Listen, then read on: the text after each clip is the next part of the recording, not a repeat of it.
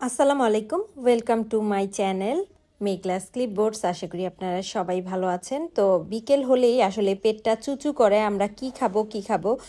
তো বিকেলে চিন্তা করলাম বাচ্চাদের জন্য পাস্তা অথবা চাউমিন যে কোনো একটা কিছু রান্না করি। তো আমার কাছে সিএপিওরের এই চাউমিন নুডলসটা ছিল, তো এটা দিয়েই আজকে আমি চাউমিন রান্না করব।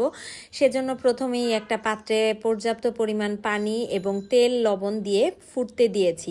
তো এবার চাউমিনের ভেতরে যে মশলাটা থাকে সেটা বের করে নিলাম। তো এখানে আমি চাউমিনটা দিয়ে দিলাম। তো আমার আবার এক প্যাকেট চাউমিনে হয় না, সেজন্য হচ্ছে 2 প্যাকেট একসাথে রান্না করি। এতে করে 2 দিনের নাস্তাটা আমার হয়ে যায়, বিশেষ করে বাচ্চাদের টিফিনও দেয়া যায় আর বিকেলে ইচ্ছে মতো খাওয়াও যায়। সব মিলিয়ে হচ্ছে আমি 2 প্যাকেট চাউমিন এখানে সেদ্ধ করতে দিলাম। তো পর্যাপ্ত টাইম নিয়ে এটাকে সেদ্ধ করতে হবে, আর চাউমিনটা একটু ভালোভাবে সিদ্ধ করে নিলে এটা কিন্তু অনেক সময় পর্যন্ত নরম থাকে আর খেতেও ভালো লাগে।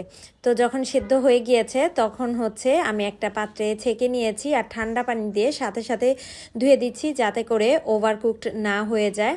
তো খুব ভালোভাবে ধুয়ে দিচ্ছি, এতে করে নুডলসটাও কিন্তু ঝরঝরে থাকবে। তো এবার একটা পাত্রে আমি পর্যাপ্ত পরিমাণ তেল দিচ্ছি। এখানে যেহেতু 2 প্যাকেট রান্না করব তাই তেলের পরিমাণ কিছুটা বেশি দিয়েছি, অর্থাৎ হাফ কাপের মতো দিয়েছি। এখন এখানে 2টা ডিম দিয়ে দিচ্ছি। ডিমগুলোকে স্ক্র্যাম্বল করে নিব ভালোভাবে। তো আগে একটু লবণ দিয়ে দিচ্ছি ভালো মতন, তারপর স্ক্র্যাম্বল করে নিচ্ছি। এখানে আমি 1 পট ডিশ রান্না করব, অর্থাৎ এক পাত্রেই সব কিছু। এখান থেকে আমি কোনো কিছু উঠাবো না। অনেক সময় হয় কি এই স্ক্র্যাম্বল ডিমটা উঠিয়ে নেই, বাট আজকে আর উঠাবো না, এটার মধ্যেই আমি সব কিছু রান্না করব।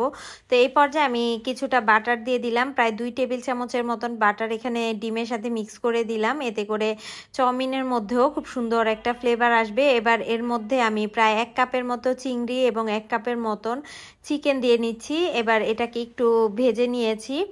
ভাজার পরে এখানে হচ্ছে পেঁয়াজ কুচি দিয়ে দিব পরিমাণ মতন। পেঁয়াজটাও প্রায় 1 কাপের মতো দিয়ে দিচ্ছি।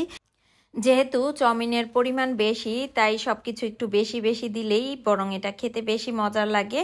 তো এবার হচ্ছে আমি একটু তেলের মধ্যে 2 চা চামচ পরিমাণ আদা রসুন বাটা দিয়ে দিচ্ছি।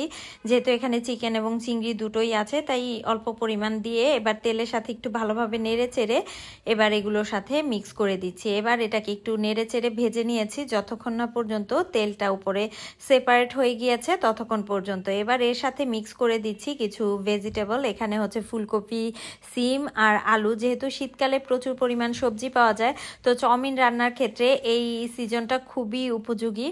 তো এখানে হচ্ছে কিছু সবজি অ্যাড করলাম, এতে করে বাচ্চারাও কিন্তু সবজিটা খেতে পারবে। তো এখানে হচ্ছে কাঁচামরিচ দিয়েছি প্রায় 5-6টার মতো। ঝালটা আসলে নিজেদের স্বাদ অনুযায়ী অ্যাডজাস্ট করে নিলেই হবে। তো এখানে 2 টেবিল চামচ পরিমাণ ডার্ক সয়া সস আর দিচ্ছি টমেটো কেচাপ 2 টেবিল চামচ পরিমাণ, আর দিয়ে দিচ্ছি চিলি সস 2 টেবিল চামচ পরিমাণ। এবার এর সাথে 1/4 কাপের মতন পানি দিয়ে দিচ্ছি, যাতে করে সসটা কিছুটা পাতলা হয়, যেহেতু এখানে প্রত্যেকটা সসই একটু গাঢ়। তো এগুলোকে পাতলা করে নিয়ে আমি সেই চিকেন এবং সবজির মিশ্রণের মধ্যে সম্পূর্ণটা দিয়ে দিচ্ছি। আর এবার ভালোভাবে নেড়েচেড়ে মিক্স করে দিচ্ছি। একটু পানি মিক্স করার কারণ হলো এতে করে চাউমিনের সাথে এই সসগুলো ভালোভাবে মিক্স হয়ে যাবে। এখন হচ্ছে সিদ্ধ করে রাখা চাউমিনগুলোর অর্ধেকটা প্রথমে এর মধ্যে দিয়ে দিচ্ছি। এরপর হচ্ছে 2টা স্প্যাচুলার সাহায্যে ভালোভাবে মিক্স করে নিব, যাতে করে সবজি এবং চিকেন চিংড়ি সব কিছু ভালোভাবে মিক্স হয়।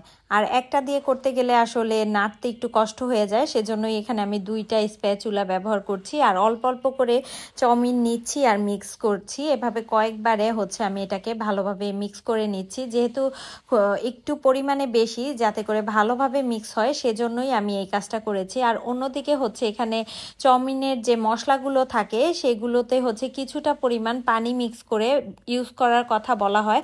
তো এখানেও 1/4 কাপ পরিমাণ পানি এই মশলার সাথে ভালোভাবে নেড়েচেড়ে মিক্স করে নিয়েছি। এবার এটা হচ্ছে সেই চাউমিনের মধ্যে দিয়ে দিব।